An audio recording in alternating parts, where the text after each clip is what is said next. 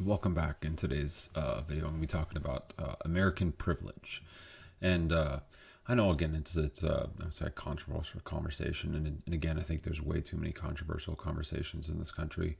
But in many manners, it makes sense because there's so many of us and so many different backgrounds and so many different life experiences that there's going to be a lot of things that get lost in translation. A lot of things that just where from our own perspective they're extremely true, and again it just has a lot to do with where we think that somehow because something's true to us it has to be true to everyone, and in fact that's not how it works. Again, being one of the minorities involved with the Afghani and Iraqi war, I'm part of a very small minority of the country who lost a loved one in the war. That being said, so my pain is very real, but I do identify that for a lot of people, for the majority of the country, that was something that just happened in the past. That's part of history, and for myself and for people that live through that, it's very much part of life as we go on day in day out.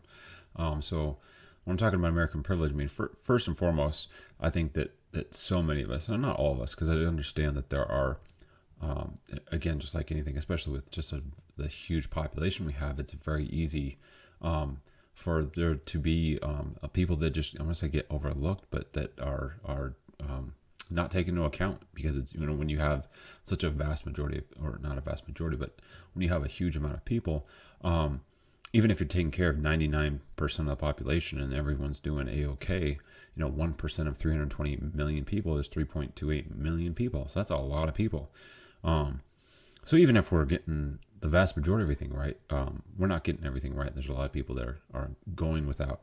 But again, it's just something where I just, with the chaos and division going on in the country, I think it's important for us to realize the privilege we have as Americans. Because when you look at so many other countries, the majority of populations in so many countries are going without. The majority of countries are suffering extreme persecution and oppression. And so it's not to diminish the pain and suffering going on in this country, but just get perspective. That was one thing that a while back I was trying to, I say, self-motivate to not look at my life as just this me just getting dumped on by life, and why me, and seeing people around me that didn't have to suffer such magnitude pain. And one thing I realized was, to get a healthy perspective, it's better to look at someone who has less than you than has more. And it's easy to say. And it's not to say that we can't identify that. It's perfectly fine to identify that people have more, and that there's people in the country, there's a lot of people in the country that have a more privileged life where they just don't have to work as hard, or maybe they inherit money or whatever. And so there's nothing wrong with making that identification. But again, too, is just as far as like lifting yourself up, because again, when I look at the I want to say decay of our society, one of the biggest things that gets me is that the people who are suffering, who are voicing their pain, don't realize that they're really not, at least to me, that I don't think that they're, I want to say hurting, but they're not. I think the people that they're hurting, so to speak, I mean, I feel like a lot of reasons people are yelling and shouting and saying, "This is my pain, look at it," and again are calling people names and so forth. I think really reason why is because they're feeling like their pain is being belittled, diminished, ignored, not cared about, and so they feel compelled. And one of the things that I identify is that I feel like the people that are actually hurting most from this name calling are the people who are calling the names, the people who are hurting. And so it's sad because it's like the victims are becoming victims of themselves. And so that's really what I think is a message that needs to be heard, is that having compassion towards people that aren't having compassion towards you isn't being merciful to them. It's being merciful to yourself. That was one thing I learned about forgiveness, is that a big part of my life, I've had some really intense, painful events. The most painful event being my twin brother being killed, and again, I just for years and years, I just I want to say I held on to the fact that I wanted to kill the person that killed my brother, and that was just something that I realized over the years, that it wasn't hurting the person that killed my brother, it was hurting me. And so that's one of the things I realized about forgiveness, is it's not letting the person off the hook. It's not relinquishing responsibility for what they have done. it's simply freeing yourself from the control of your pain. It's not because that's one thing that I think too, of why people are actively talking about their pain, and that the pain of their family members and their ancestors and so forth, is that I feel like they just don't want it to be forgotten. And I do think that people who haven't experienced that pain are far more apt to forget it. But that's one thing I've learned, is that I don't have to refresh and look at the wounds I've been dealt to know they're there. I've like I said, this summer it'll be 15 years since my twin brother was killed, and I know it's never going to leave me. I'm not going to have to worry about forgetting. I'm not going to have to worry about forgetting it. So I don't have to visit it nearly as much. It's something that say subconsciously I visit it every day, but I don't do so in such a self-destructive manner as I did in the past, because I've realized that I'm never going to get it. I'm never going to forget it. I'm never going to forget the intensity and the intricate details of how it affected me and how it affects me every day and will continue to affect me. But again, so just to get back to the concept of this privilege we have as Americans. So, I generally don't have an issue, because again, for myself, when we're talking about certain privileges, or we're talking about certain people or certain issues, I don't want to be afraid to talk about it. I don't think anybody should be afraid to talk about it, whatever their perspective is, whatever they're right or wrong, because it's one of those things where, if we silence people's perspectives, then we silence their ability to be reached, to be educated. You don't know who to talk to if you don't know what they think. You don't know what direction you need to talk to them, or what subject you need to talk to them if you don't. It's like my stance on mental health. I feel like, I've seen so many things about mental health awareness, and I'm just like, that's good and all, but I mean, simply just being aware that people are depressed and sad, and that doesn't accomplish anything. I'm not saying don't do that, but that can't be the main goal, is awareness. We have to do understanding. We have to expand our mind on how it affects people. So the same thing with all these hot subjects, these controversial subjects. So like for example, white privilege. I've seen people on both sides where people just act like white privilege is like air. It's like gravity. It's just a known fact. Then I'll see other people on the other side of the conversation saying that it doesn't exist, that it's a lie, that it's a myth. And I kind of feel like both sides are right and wrong. And again, this is not me playing both sides and not trying to pick a side and not be, open myself up for attack. But it's just to be honest with. I do think that there is white privilege, in that I'm sure that there are advantages and privileges to being white. That being said, I also think it's important to identify that I think there are certain parts in the country and the world where that's not true. Where there's certainly, I'm sure there are areas in the country where it is a privilege, and it does make it so where people around you don't make judgments of you, or they positively make judgments of you simply based on the color of your skin. I'm sure that is in fact a thing, but to label any person as being white as privileged, I think it's just kind of again, it's not effective for the statement, because it diminishes it. Because there, I'm sure, like I said, in where I live in a somewhat small town in Montana. And again, it's not super small. It's definitely getting much better in diversity.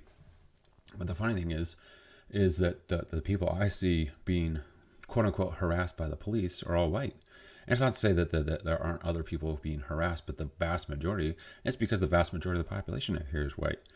And so again, I'm sure that there are circumstances in which case, being white out here would be a privilege. But again, it's not in every circle. It's not in every class, as far as lower class, middle class, upper class. It's not, again. So there's I would say a discrepancy. There are differing factors to take into account, and not just a label. Oh, because you're white, you have privilege.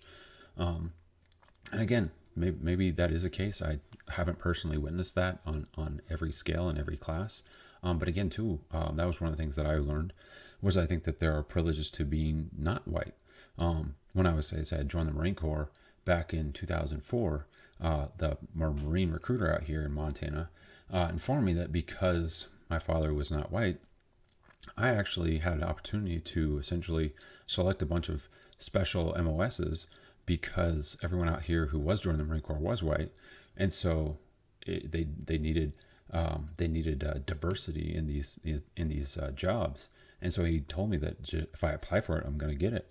And so there was privileges for not being white. And so again, too, I'm not saying and diminishing the fact that there aren't imbalances of privilege, but I do think it's important to identify all privilege. I don't think it's fair to just simply just talk about one group of privilege and say that, well, because it's superior or because there's more, that therefore it's the only thing that matters. Because I mean, in just being objective and being equal, I don't think it's fair to diminish the privilege of other people, because you're implying that because of the color of their skin, there aren't advantages. And so it's almost like you're saying someone's inferior because they're not white. And so again, I don't have a problem talking about truth, because I think to say that there aren't privileges to certain colors or certain genders is to deny truth. It's to deny reality.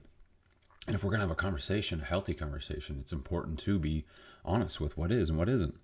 And so again, for men, I'm sure that there are. I mean, I'm a man, so I know that there are privileges to myself as far as I've heard female testimonies to just simply, going shopping when it's dark out and being afraid and walking down certain streets and so forth, and just being intimidated by the men around them.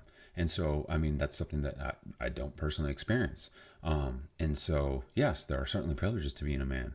And at the same hand, too, there are certain privileges to being a woman, because, being a woman, you don't have to worry about the expectations of what men are expected to. We're expected to be tough and to be protective, and not to say that every woman desires protection, but that's that's a societal responsibility that men are put upon.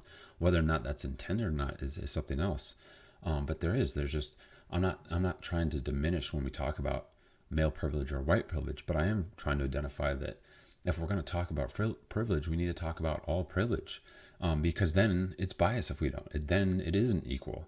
And again, too, I mean, I can completely support the conversation of white privilege and male privilege if we talk about female privilege and black privilege and other minority privileges, because then, I mean, we can't dispute that. We can't diminish and say, oh, there isn't white privilege if we're talking about all privilege. But again, I feel like that's why a lot of people don't listen to those messages, is that they're, I don't say that they're biased, but that they're only focusing on one group of people, and we're not acknowledging that. Like I said, I feel like every American, and again, I'm generalizing because obviously, I'm sure there are poor communities where, people just don't have any privilege. Every day is a struggle, and so again, but I do think that the vast majority of us in this country, even if we don't have a lot of money, we do have a much higher standard of living than a lot of people in different countries. Back in early 2000s, I think it was my freshman sophomore year in high school, a church I was part of in the Seattle area, we went on a mission trip to Mexico in Tijuana, and we helped. And there's a couple other churches where their youth group did the same thing, and we helped build houses for the poor in Tijuana. And it was so fulfilling. It was so amazing to be able to do that, to be able to give a better quality of life to people. But the super sad thing was that just hills and hills and hills of these shanties of I think the majority of the people's homes were what do you call them? Plywood. I think it was just like slabs. It was like two pieces of plywood that made a makeshift tent or something. But it was just so sad, because again, it was just like, obviously, I mean, we have a lot of homeless people in this country. We have a lot of people who do live very impoverished lives, but just the scale. I mean, I think it's in the Philippines, to where if you're a female in an orphanage, if you're not adopted by like 12 or whatever, they just send you on your way, and a lot of the times it's like almost a guarantee that you will be prostituted out. So again, I'm not diminishing our pain and saying we can't improve it, but I do think it's important for our perspective and our mental health to identify the advantages that we do have. And again, it's not to say that, oh, we have privileges as Americans, so be quiet. And it's not to say that. It's just to I think it's important for us to identify how we are blessed, and again, too, see what we need to do to fix, see what we need to do to help others, and then again, too, just be honest with our own advantages. Be appreciative. Again, you just see these celebrities are constantly talking about, that these people need help and these people help, as they're sitting in their giant mansions and they're buying their seventh home or whatever, and they're, I was talking about Tom Hanks the other day about shame on you if you're not wearing a mask, and it's like, you were diagnosed with the coronavirus in Australia. Like, for starters, who among us is got money to just go around on vacations constantly to different countries?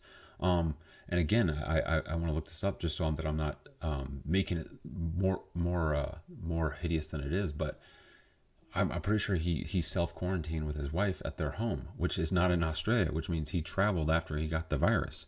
And then again, too, I saw these celebrities who were going to their cabins in out here in Montana or wherever they were going to their whatever home, and I'm like, that's not where you originated from. And personally, I'm not saying that that's the most evil thing, but it's this double standard where you have people that have platforms and they're constantly preaching this self-righteousness, this acting like they have the moral high ground, when in fact, their carbon stamps are so far worse than than an average person's lifetime. And yet they're telling us that we need to go green and this and that, and it's like, but you make more of a stamp in one given year than I will in 20. Why are you lecturing me? So again, it's one of those things where I'm not suggesting we cast stones at each other's transgressions. I'm just saying that I feel like we really need to identify the blessings we have. And again, too, there's nothing wrong with voicing someone's misconduct. There's nothing wrong with voicing disagreement. But it's when we do so in such this I am perfect, you are not mentality, where even if you have a valid point, it does not reach the person you're trying to reach, because they see your hypocrisy, they see your own privilege. And so again, I just think it's if we're going to talk about privilege, we need to talk about all privilege. And again, too, that's one of the things that I think is the greatest privilege. And again, that's why, I'd say generally speaking, as average Americans are extremely privileged, is that the number one privilege in the world is wealth. And as we see in society, not only white people are wealthy, I would say more white people are wealthy than any other demographic by a long shot. But I do think that there are so many, just like, for example, and this is no knock on him, and heck, I probably do the same thing. But like, for example, Will Smith has got tons of money, and you got to think, and I'm not saying that his kid can't act, but you really think his kid didn't get those jobs because of who daddy was? I'm certainly sure he was. And so that kid was privileged. And I'm not saying that he doesn't have any disadvantages and doesn't have to worry about people judging him because of the color of his skin. But again, wealth is the number one privilege in the world, and I would love to see the disagreement to that, because if you look at how the system works, if you look at monetary punishments of tickets and so forth, it does nothing to the wealthy. It only hurts the middle and lower class. And so again, I think we just need to be honest, and again, to not be afraid of talking, not be afraid of listening what the other side has to say, again, with the disagreements, because there are plenty of times where I'll hear people that I generally agree with policy and with the principles of truth, that there are handfuls of subjects where I completely disagree with them. But again, it's from personal experience. I don't think we should act like somebody is just this heinous, evil human being just because they haven't experienced our same experiences. Again, we're not going to reach people if we call them names and expect them to be as woke as we are. We were all asleep before we woke, and everyone acts like, well, I'm awake now, so you should too. And it's like, well, where was all this uproar 20 years ago? I don't remember any of these things being conversations. Not to say that they weren't at all, but everyone acts like somehow that these issues fell out of the sky. And so again, it's just one of those things where if you've come to terms and if you felt compelled, great. But before you felt compelled, you were complacent. And so if being complacent is this horrible, horrendous, unforgivable crime, then should any of you be forgiven? Should any of us be okay? And shouldn't we all be bigots and part of the problem? Because all of us at one point or another sat there in silence. And so again, I think it's important to encourage people. I think it's important to let them know that they're impacted, that the silent majority needs to speak. But to shame them to again, and the thing is, it doesn't accomplish anything. There are real people out there that suck. There are real evil people out there, and we're not actually talking about them. We're talking about people that aren't in the streets. We're talking about products of the problem. We're not actually talking about the problem. We're not talking about the real racists, the cross burners, and so again, it's just, we really need to get down to where we can talk about these things. And again, too, if we're going to talk about privilege, we need to talk about all privilege. If we're going to talk about oppression, we need to talk about all oppression. It was one of the things that again, it was this great message, but there was this I don't want to say an asterisk, but like with the Colin Kaepernick thing, when he first started talking about the injustices, he specifically said, I'm taking a knee because of the injustices of black people and other minorities. And he ended it. I'm like, what about white people who get oppressed? It's just, if you want to, again, because I would say, if you look at the oppression, I would say that minorities get oppressed far more than white people. That's a sad monopoly they have. And the same thing with privilege, that white people have a monopoly on privilege, but it's not all white people. And it's not, and so again, it's just like we can make these distinctions, but I feel like people act like somehow because there's a majority that we can generalize all. And that's why people are just like, no, I'm not, no, that's not true. And so if you're seeking to be heard and seeking to I want to say have a bulletproof conversation, have a bulletproof perspective, try to be 100% accurate. Because if you're closer and you don't generalize, then people have less of an argument against you. But as always, good luck and good night.